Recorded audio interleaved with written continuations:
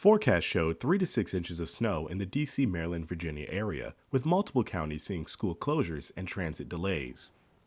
Federal workers are on a 2-hour delay for February 12th, and the Office of Personnel Management announced the option for telework.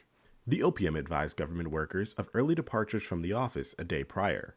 WMATA bus service has moved to a moderate snow plan, operating just 114 of the agency's 193 routes, with detours planned. The agency noted that passengers may experience longer wait times due to road conditions. Metro Rail is expected to run normally with potential weather-related delays. Virginia Governor Glenn Youngkin declared a state of emergency due to the snowstorm. Youngkin said, quote, "I urge all Virginians to monitor your local forecast and to prepare for possible impacts to roadways and infrastructure." A multi-car crash occurred on I-270 late February 11th, with one car sliding across all 4 lanes.